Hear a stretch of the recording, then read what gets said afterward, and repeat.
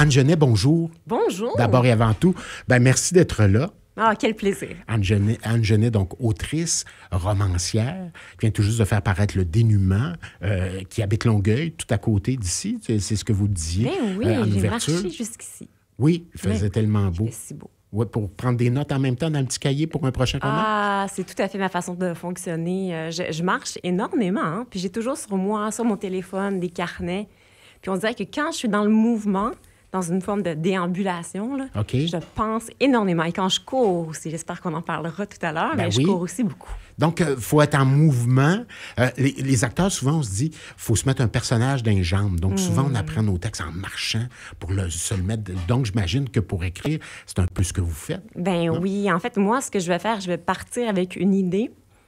Puis, on dirait qu'ensuite, quand je cours, je regarde plein de détails autour de moi. Je vois une personne qui marche, puis je regarde sa face, sa posture, son dos. Je me dis, pourquoi est-ce qu'il a le dos courbé de cette façon-là? D'où il vient? Qu'est-ce qu'il fait? Donc, je travaille mes personnages aussi avec beaucoup, beaucoup d'observations. À l'ancienne, là, à vraiment? À l'ancienne. Puis, de temps en temps, je vais carrément m'arrêter. Je note une idée, une phrase. Je reviens chez moi. Puis là, je me dis, « Hey, c'était tellement gagnant! » Là, je m'installe, là, je lis l'idée que j'ai notée, puis non, c'était pas si bon. Oui. Mais, je pense que quand je reviens de courir, je suis pleine d'hormones, dopamine. Puis là, je crois en moi. Puis c'est ce qu'il faut, avoir confiance en son projet. C'est ce qui fait qu'on arrive à avancer dans un processus qui est drôle, long. la course, parce que très tôt ce matin, à 7h35, je ne suis pas en train de dire que je cours, mais pas pantoute, là, mais j'ai Annie Boilard, qui est une chroniqueuse ici depuis plusieurs années, spécialiste en ressources humaines. Je lui parle depuis chez elle. Et puis, elle me dit, j'arrive de ma course, elle dit, est-ce que ça paraît que j'ai couru? Elle me dit ça à micro fermé, bien sûr. Puis je dis, qu'est-ce que tu voudrais que tu serais essoufflé ou quoi? Elle dit, non, est-ce que ça paraît dans ma façon de parler, que je suis réveillé? Puis là, ça a fait, oui, ça paraît, parce que quand tu fais une émission du matin puis que tu réveilles quelqu'un, clairement, tu l'entends, tu dis, ah ben ouais, M. Gaudreau. Alors qu'elle est toujours up la vie, un peu ce que vous êtes, Anne Genet. Ah oui. Ça donne de l'oxygène à tout ce que vous êtes. En fait, je pense que j'ai besoin de bouger, j'ai besoin d'être dans l'action pour ensuite m'asseoir, puis être tranquille, puis poser mes idées. Okay. Je pense que j'ai très souvent des pensées qui sont sombres, étonnamment, mais c'est pour ça que j'arrive à aborder différents sujets. Puis même, très souvent, il y a des personnages qui sont tristes dans mes récits. Mais ce qui fait que j'arrive à être positive, c'est parce que je bouge, parce que je nage, parce que je cours, parce que je marche énormément. OK. On parlait à micro fermé d'aller en dehors de soi quand on écrit, mais donc c'est le contraire un peu. Alors, on bouge, on fait plein d'affaires, puis on s'assoit, puis on entre en nous un peu. Oui. Quand on écrit. Écrire est un acte solitaire. Il faut mettre de côté beaucoup de choses pour écrire. Parce que au complet, ça demande beaucoup de temps. Bon, ce roman-ci m'a pris 3 ans. Okay. Je peux passer 4 ans. Le prochain, ça sera peut-être 5 ans. Je compte faire un roman un peu plus volumineux pour le prochain. Mais ça demande beaucoup de temps. Pour quelqu'un qui est occupé comme moi, mère de famille, je travaille, la façon d'écrire, c'est de trouver un moment dans la journée où je peux m'asseoir, je ne serai pas dérangée. Donc, je me lève très tôt. Je vais me lever entre 4 heures, 5 heures. Je sais que là, j'ai une petite fenêtre d'environ 1 heure et demie pour écrire, parce qu'après ça, les enfants, il faut aller reconduire les enfants à l'école, il faut travailler, la vie commence. Donc, oui, écrire demande beaucoup de solitude, mais moi, ce que j'aime, c'est être dérangée dans mon récit, dans mon quotidien, par la vie, par le fait que les enfants ont aussi leurs besoins, par mes amis. Je vais sortir le soir, je vais discuter. Donc, oui, je suis solitaire. Puis ça demande aussi une bonne rigueur, une routine, donc, je suis en contact. Et puis l'objet, ce que vous créez à ce moment-là, dérangé par des choses autour, on comprend que c'est un organisme vivant, j'imagine. Ah oui, tout à fait. Oh, oui. Parlons du Dénûment. Oui. Hein, le nouveau livre. Oui. Hein? On parle un peu de Longueuil dans le Dénûment. Tout à fait. Quand j'ai commencé à écrire ce récit-là, je savais pas, je cherchais des idées. Puis, c'était l'hiver. Puis, moi, l'hiver, c'est un moment où on dirait que j'ai tendance à me sentir fatiguée, un peu écrasée, puis j'ai des pensées un peu plus... bon, là, il manque de lumière. C'est moins la lumière, le manque de lumière. Le manque de lumière m'affecte beaucoup. Et puis, un jour, un samedi, j'ai l'habitude de voir une dame dans mon quartier qui passe de porte en porte, là, elle fait le tour du quartier pour ramasser des canettes. Bien, on la connaît, on a ça en commun, on la voit, nous autres, depuis des années, ici, dans le Vieux-Longueuil. C'est une femme très particulière, avec des petits cheveux blancs. Elle est fascinante. Et un jour, un samedi, je m'aperçois qu'elle ne passe pas à la maison pour ramasser des canettes.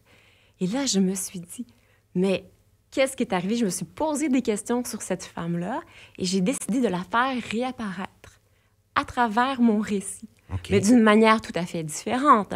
Elle est devenue carrément un personnage, mais le point de départ, étiez-vous déjà parlé? Disparition. Oui, on échange quelques mots, ici et là. OK, tout à fait. Mais bon, on part de là, disparition du personnage qu'on appelle Marie dans le roman. Il arrive quoi à Marie? Bien, en fait, Marie, elle sera la muse d'un épithésiste, en fait, un épithésiste qui a toujours souhaité devenir peintre, n'a pas eu le temps, la vie est embarquée, il est devenu père de famille. Parenthèse, c'est quoi un épithésiste pour les gens qui nous écoutent? C'est ce que je me suis dit. Je m'étais jurée que j'allais vous expliquer ce qu'est le métier d'épithésiste parce que c'est une profession très rare. Il y en a très peu au Québec. Et pour créer mon personnage, je suis allée à Québec, au CHU, là où on retrouve des épithésistes, et j'ai fait de l'observation. J'ai discuté avec une épithésiste qui m'a aidé à créer le personnage de Marius. Donc, c'est un épithésiste va créer des prothèses pour le visage. Donc, un œil, un nez, des oreilles, donc pour faire en sorte que le visage puisse retrouver une forme de accident ou après la maladie, normalité. où on enlève le nez, on crée un nez. C'est ça, un épithésiste. Je trouvais que c'était c'est ça sur quoi il travaille. Une métaphore incroyable pour mon roman, celui d'avoir un manque.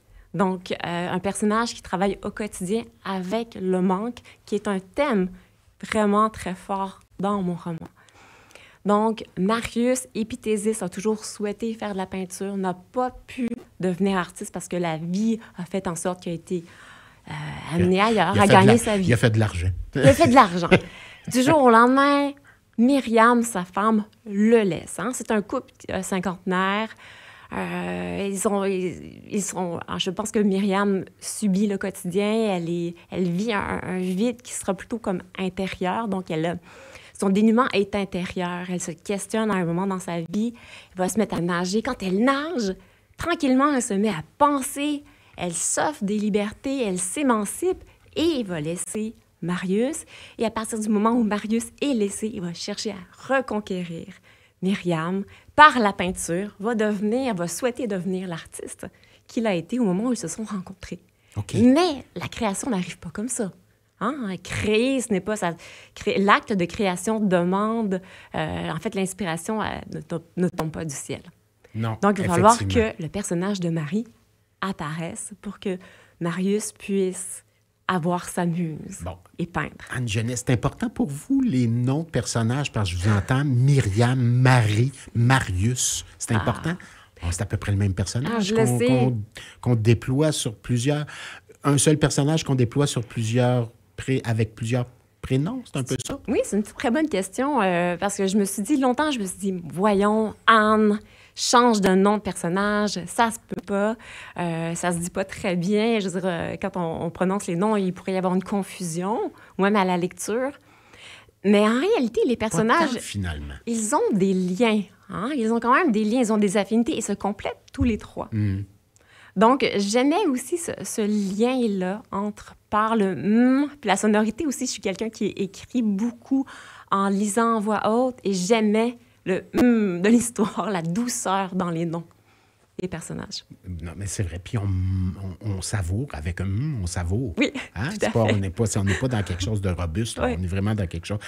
Donc, ces gens-là vont se rencontrer. En fait, Marius et Marie vont se rencontrer. Oui. Donc, Marius déménage. Il se trouve un petit appartement. Décide que lui... Il va rien bouger dans son appartement, il ouvre pas les boîtes, il laisse les murs blancs parce que c'est une situation temporaire. Il va retourner avec... Pas, je deviens peintre, puis je vais la reconquérir. Oui, je vais la reconquérir. Ceci n'est qu'un studio pour pouvoir créer. OK. Mais il s'installe, il cherche à peindre, n'arrive pas à peindre, n'arrive pas, jusqu'au jour où il voit cette femme, ce drôle de personnage, cette femme énigmatique, qui, même de la façon que je décris Marie, elle a les cheveux blancs, elle est un peu... on dirait qu'elle flotte au lieu de marcher. Elle a quelque chose d'attirant, d'irréel aussi, de fascinant.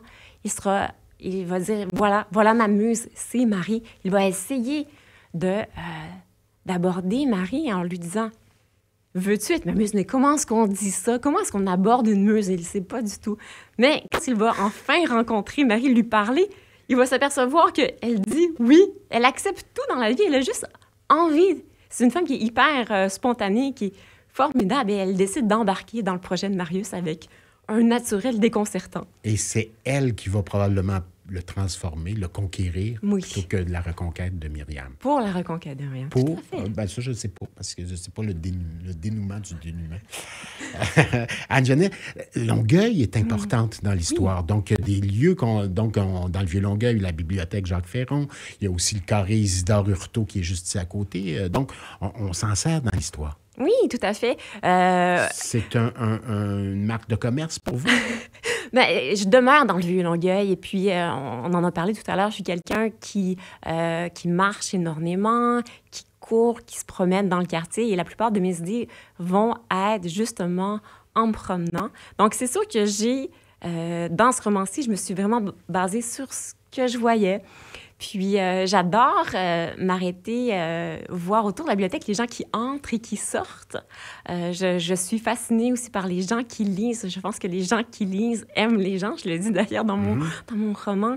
Donc, j'ai une fascination pour les gens qui vont à la bibliothèque, qui lisent beaucoup. Donc, j'ai fait beaucoup de travail d'observation à ce moment-là. Il faut dire qu'au carré aussi, il y a aussi un peu d'itinérance de temps en temps. Il y a quand même des personnages des gens qui sont assez intrigants. Donc, oui, je me suis basée sur ce qui m'entoure dans mon quartier. OK. Donc, cette faune-là, j'imagine, qui entoure Marie.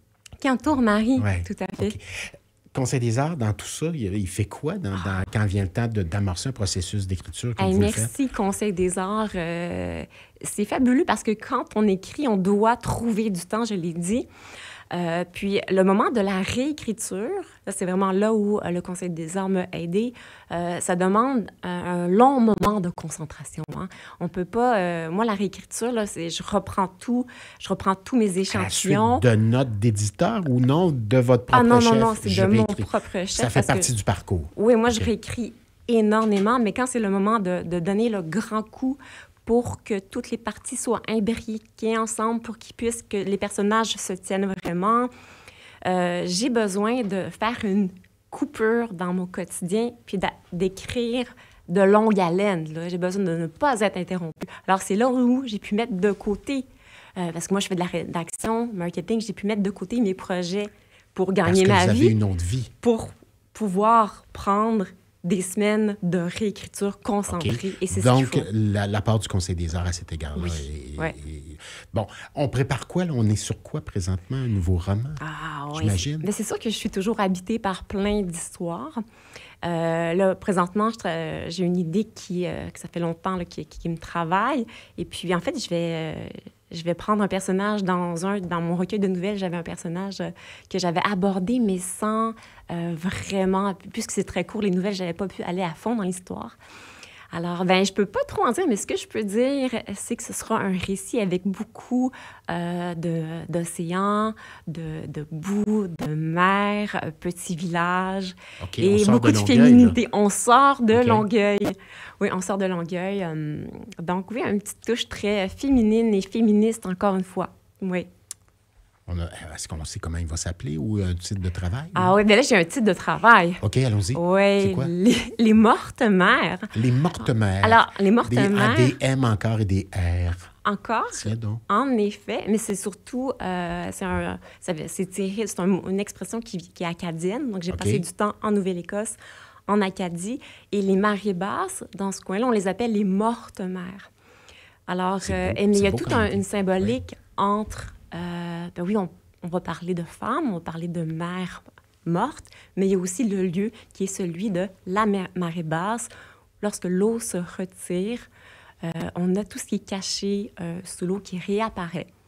Alors, je trouve qu'il y a une symbolique vraiment très forte dans... Et c'est instantané, ça ne dure pas longtemps parce oui, que immédiatement, mais c'est recouvert. Ça reprend, ça cache. Il y a un et mouvement. ensuite, ça apparaît, oui. Ah, c'est intéressant. Ben, merci beaucoup, Anne Genet, d'être venue nous voir. Le livre s'appelle Le dénuement, hein, bien sûr. Puis on vous souhaite d'être inspiré et inspirant. Bien ça, vous l'êtes déjà. Merci. Donc, on vous souhaite d'être inspiré.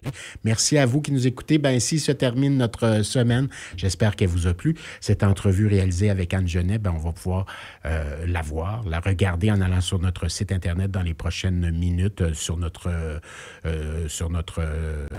page, je cherchais le mot, page YouTube. Rien de moins. Passez un beau week-end. On se retrouve lundi, 6h. FM 103.3